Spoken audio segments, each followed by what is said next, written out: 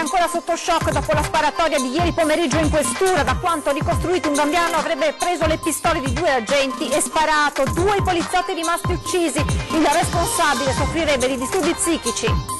Scoperto dalla Guardia di Finanza di Schio una vera e propria piantagione di marijuana in un giardino di un'abitazione a Marano Vicentino. Arrestato un 40enne, indagati i genitori. Preoccupazione per il ritrovamento dell'auto bruciata di un mestrino di cui al momento non si hanno notizie. La vettura scoperta stanotte dai carabinieri nel Bellunese. Minacciato con un coltello mentre stava salendo in auto dopo essere uscito da un locale di Padova. Attimi di terrore quelli vissuti dal figlio dell'ex campione biancoscudato Nanu Galderisi. Sono in continua crescita nella Marca e in Veneto i giovani che diventano imprenditori agricoli, non solo prosecco ma biologico e produzioni a chilometro zero, una crescita tale che dal prossimo anno avrà un consorzio regionale dedicato. Al via le tradizionali fiere di San Luca che rimarranno a Treviso fino al 20 ottobre, già dal primo giorno bagno di folla, in gioco nel giorno dell'inaugurazione anche sindaco e assessori. Domani l'arrivo a Treviso del nuovo vescovo Monsignor Tomasi. Antenna 3 seguirà con una lunga diretta dalle 14 il percorso fino all'arrivo al Duomo con collegamenti e ospiti in studio. Buongiorno e ben ritrovati con la prima edizione del telegiornale di Antenna 3, lo avete sentito dai titoli in primo piano, quanto accaduto ieri pomeriggio intorno alle 17 in questura a Trieste, una sparatoria nella quale sono rimasti uccisi 2 agenti, 2 poliziotti caduti sotto i colpi sparati da un gambiano che era stato fermato per essere il presunto autore di una rapina accaduta in città nella mattinata. Da quanto si è ricostruito sembra che l'uomo, il giovane, sia riuscito a prendere le 2 pistole di ordinanza e a sparare. Le vittime sono l'agente scelto Matteo De Menego e l'agente Pierluigi Rotta, sono loro che sono appunto rimasti uccisi nella sparatoria che ha seminato il panico a Trieste con un fuggi tra le persone impaurite per quanto accaduto. Sembra che il responsabile soffra di disturbi psichici. L'uomo sarebbe rimasto in silenzio oggi davanti al giudice, ma vediamo il filmato, il video shock girato proprio pochi minuti dopo la sparatoria da un passante. Sentirete le richieste di aiuto, le voci di chi con l'ansia chiede l'intervento dei soccorsi intorno al poliziotto appunto caduto a terra. Vediamo questo video.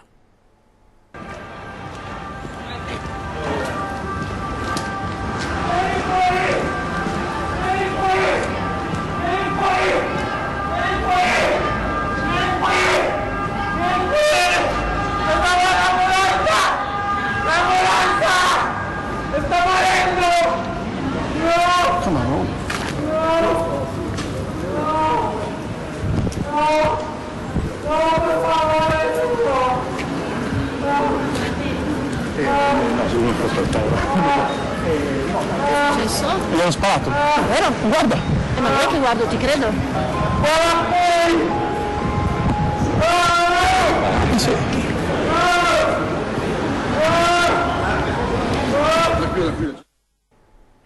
E vi aggiorneremo naturalmente su quanto accaduto a Trieste nel corso dei nostri telegiornali, anche quelli serali, con tutte le novità sull'indagine. Proseguiamo con la cronaca, torniamo in Veneto, in provincia di Rovigo per l'esattezza. Ha aggredito e picchiato la moglie nella loro abitazione durante una lite davanti ai figli minorenni. La donna, sua connazionale, ha riportato gravi ferite.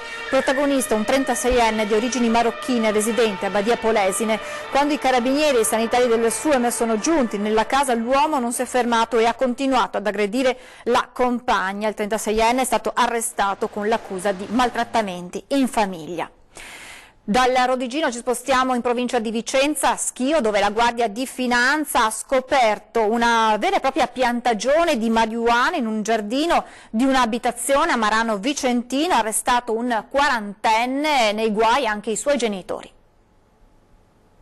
Una vera e propria piantagione di marijuana in giardino di casa e altrettanta messa ad essiccare in mansarda. La scoperta della Guardia di Finanza scledense, che ha arrestato un 48enne di Marano Vicentino e ha indagato i genitori in concorso per il reato di coltivazione di sostanza stupefacente. Secondo la procura, infatti, padre e madre del 48enne, in quanto conviventi, erano perfettamente a conoscenza dell'esistenza della piantagione nel giardino di casa propria. 16 le piante, alte tra i 2 e i 3 metri, per un peso complessivo di 70 kg, che gli uomini delle Fiamme Gialle hanno trovato malcelate dietro piante di ortaggi in giardino. In mansarda, adibita a vero e proprio laboratorio essiccatoio e dalla quale usciva un odore inconfondibile, sono state rinvenute altre piante. Da queste il 48enne avrebbe potuto ricavare oltre 7 kg di sostanza stupefacente, che rivenduta sul mercato dello spaccio si stima avrebbe fruttato all'incirca 70.000 euro, sequestrati oltre 2.000 semi di canapa che sul mercato varrebbero all'incirca circa 10.000 euro. Oltre alla piantagione venivano sequestrati a seguito di perquisizione anche 2 bilancini di precisione, un grinder e 11 grammi di prodotto essiccato, oltre a varia strumentazione tecnica per l'essiccazione come lampada, termometro e termoventilatore. Trovati anche 2 opuscoli sulla coltivazione dei sweet seeds ed un bong, una pipa d'acqua. L'intera piantagione è stata estirpata mentre il 48enne, con già precedenti per droga, è arrestato in flagranza e ora agli arresti domiciliari. Torniamo alla notizia d'apertura, la sparatoria di ieri pomeriggio in questura Trieste, perché dalla nostra redazione di Trieste il servizio con tutti gli aggiornamenti sull'indagine.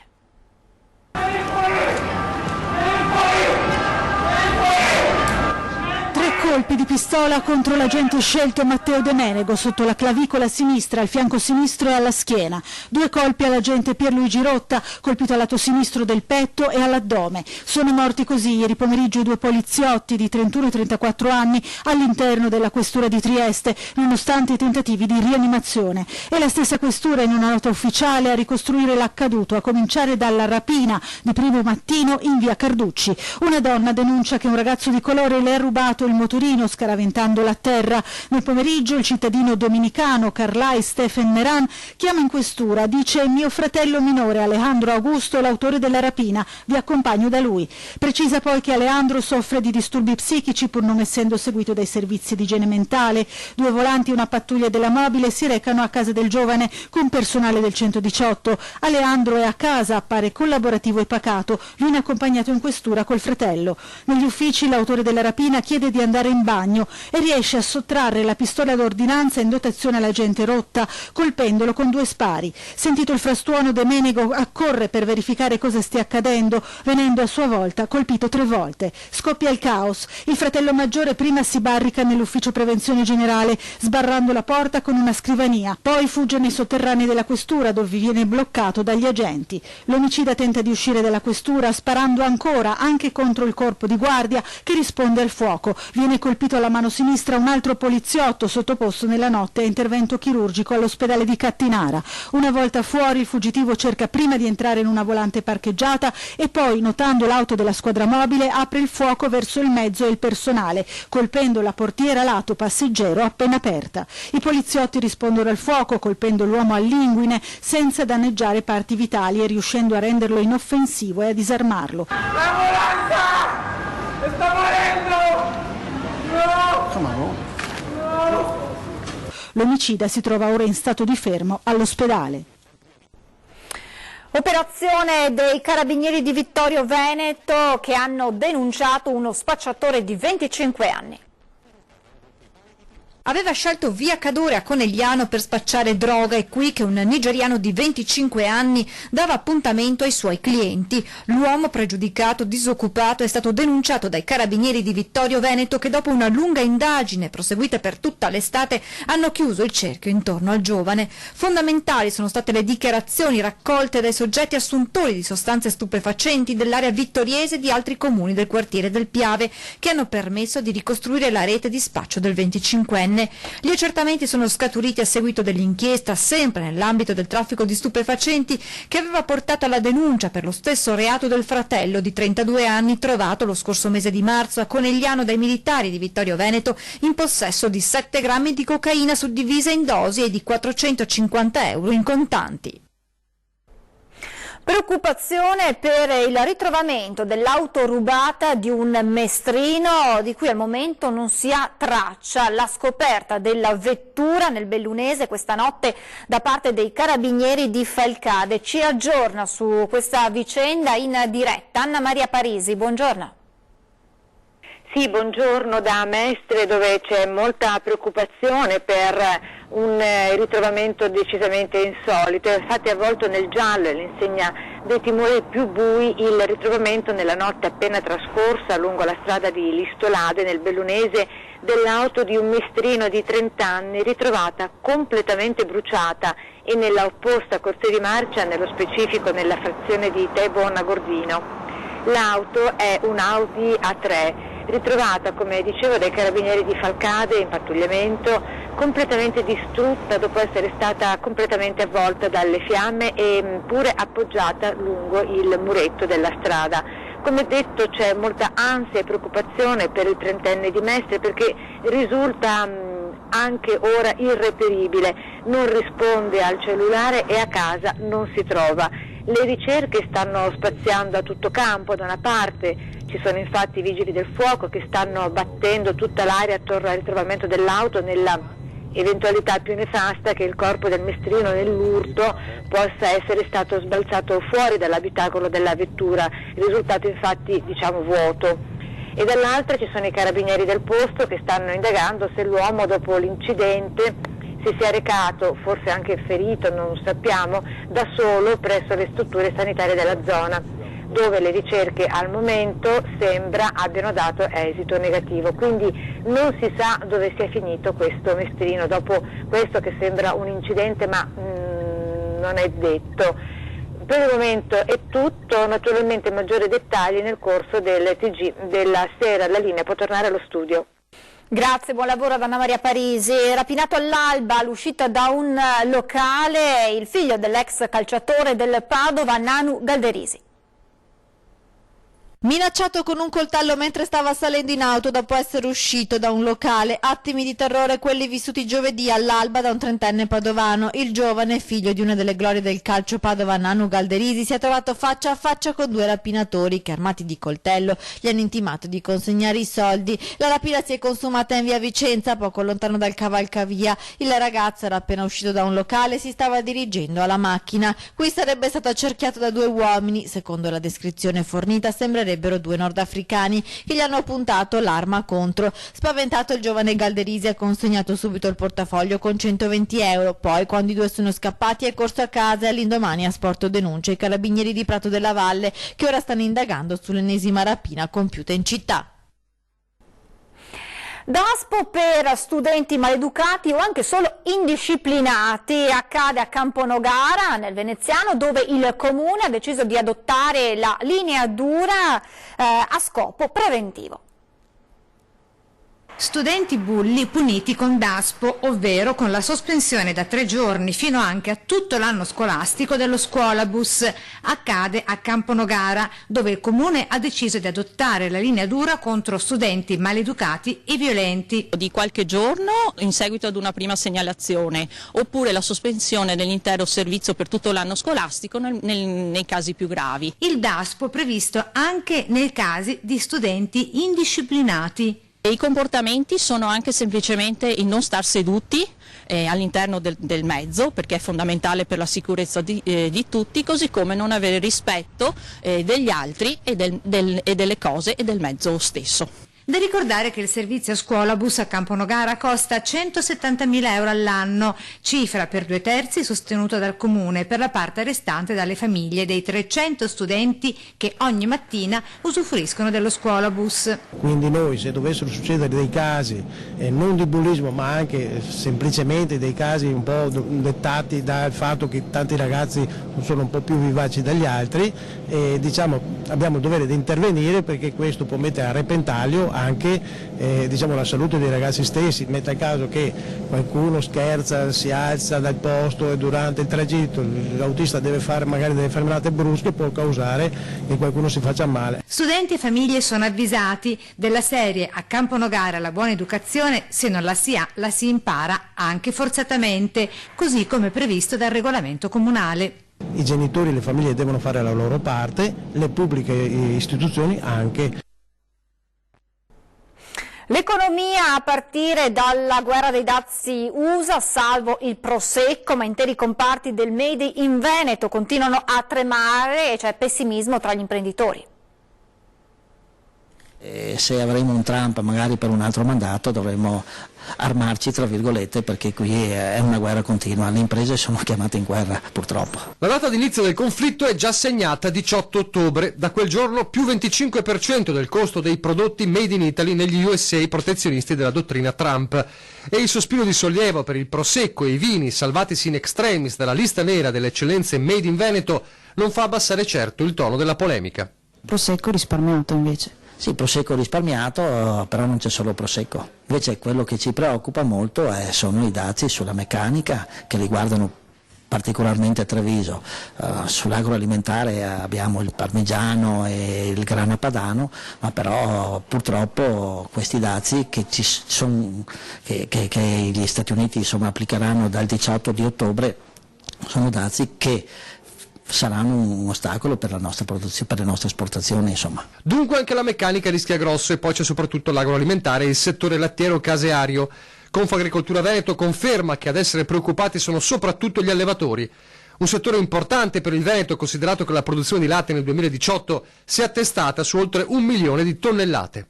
Oltre al danno diretto, spiega Fabio Curto di Confagricoltura, quello che temiamo è un'immediata ricaduta sui prezzi del latte, che sta vivendo un buon periodo grazie al traino dell'export dei formaggi DOP.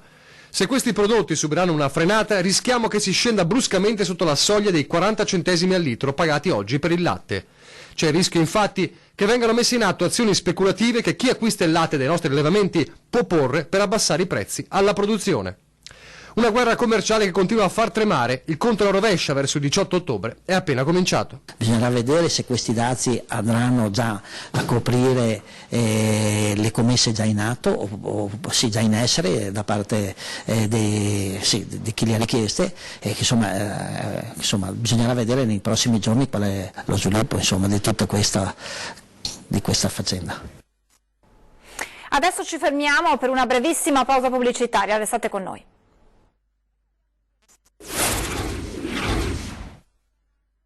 Il sito. Rieccoci in diretta, ancora l'economia, perché il settore agricolo con i giovani imprenditori è in costante crescita nella Marca trevigiana e in Veneto. Tanti segnali anche per la produzione a chilometro zero con le piccole produzioni locali che entro l'anno avranno la possibilità di consorziarsi.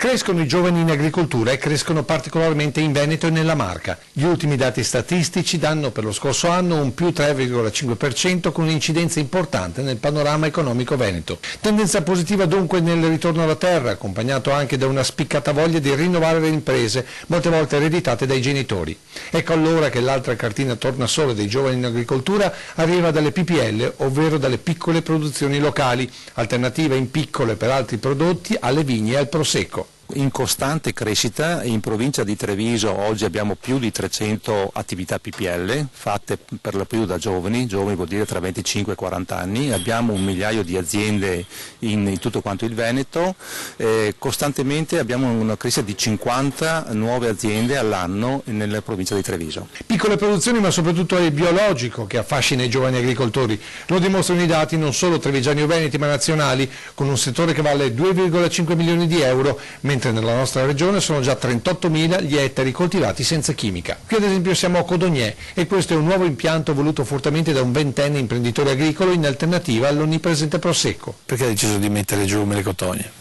Perché ho visto una bella iniziativa da parte del comune di Codognè che a sostegno di questa cultura rustica e territoriale e ho detto proviamo. La voglia di rischiare comunque si accompagna con il sostegno, in questo caso del comune. Cosa fate come amministrazione comunale per promozionare questa produzione?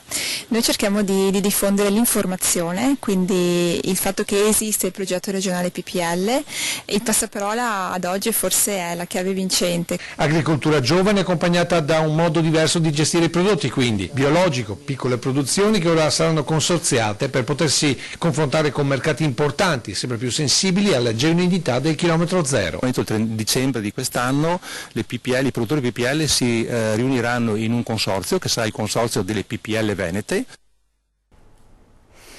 Solo enunciazioni più che politiche economiche. Sospende il giudizio sul governo il presidente della Confartigianato di Vicenza del Veneto, Beniamino Bonomo, che anche sullo scampato pericolo dell'aumento dell'IVA mette in guardia il Paese. Io non ho ancora visto politica, devo dire, perché vedo tutta una serie di enunciazioni che dicono tutto il contrario di tutto, ci sono delle prese di posizione che poi vengono smentite. Voglio prima leggere un documento e poi su quello, non solo sulle chiacchiere voglio dire, ma su carte scritte che si possano esaminare e mettere in relazione tra di loro, partendo dal presupposto che soltanto i numeri raccontano la verità. Numeri, dati che se incrociati danno lo stato reale del nostro sistema paese, e se la lotta all'evasione è importante, ancora di più lo è se si fa in un contesto di crescita economica. Importante è parlare di lavoro e di politiche per la famiglia, trasformando però le parole in provvedimenti. Disinnescato il pericolo dell'aumento dell'IVA, Bonomo però mette in guardia chi canta vittoria. Perché se l'aumento dell'IVA diventa un problema importante e per sopperire alla mancanza dell'aumento dell'IVA andiamo a rincarare il resto delle altre tasse piuttosto che togliere incentivi che hanno a che fare con il progresso e lo sviluppo economico di questo territorio, pensiamoci prima di pensare che l'IVA sia il peggior male possibile, perché magari non vorrei diventasse un'arma di distrazione di masse. Voltiamo pagina, andiamo a Treviso dove sono iniziate le tradizionali fiere di San Luca, in Prato Fiera fino al 20 ottobre, già dal primo giorno bagno di folla in giostra anche assessori e sindaco.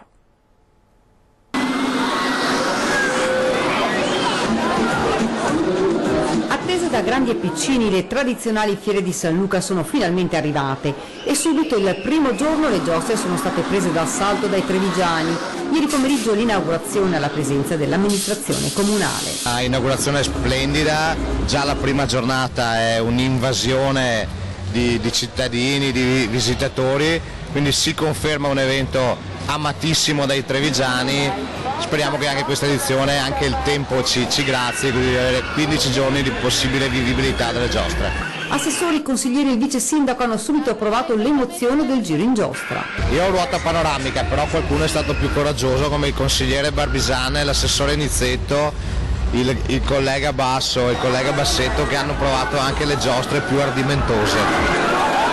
E nasi all'insù dei bambini che guardavano le giostre per i più grandicelli, ma poi la passeggiata e i volti sorridenti dei piccoli alla ricerca dell'attrazione più amata. Insomma, una giornata davvero all'insegna del divertimento. Tutto perfetto, ci hanno detto le famiglie, grazie anche al tempo che, nonostante le previsioni, ha visto far capolino il sole. Novità ce ne sono. È partito grandioso, e il tempo non sembrava dei migliori, invece alla fine è uscito anche il sole. Tutto promette per il meglio, le attrazioni sono nuove, sono bellissime, 4 ultra novità, una solo per gli adulti e 3 per le famiglie. Possono salirci tutti e vi aspettiamo alle fiere. Ma ovviamente non mancano i piatti tipici e l'immancabile frittella. Beh certo, frittelle, castagne, vinnovo, specialità culinarie del Veneto.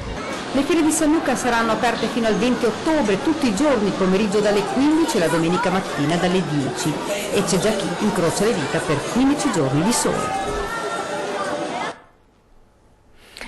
Domani sarà una giornata importante per Treviso, per l'arrivo del nuovo vescovo. Antenna 3 seguirà con una lunga diretta a partire dalle 14 il percorso del vescovo fino al suo arrivo in Duomo a Treviso, dove celebrerà la Santa Messa. Dunque dalle 14 edizione straordinaria con ospiti in studio e collegamenti in diretta. Con questa notizia termina questa edizione dei nostri telegiornali, vi lascio alle previsioni del tempo, grazie per essere stati con noi, buon proseguimento di giornata, ci vediamo questa sera a partire dalle 18:30.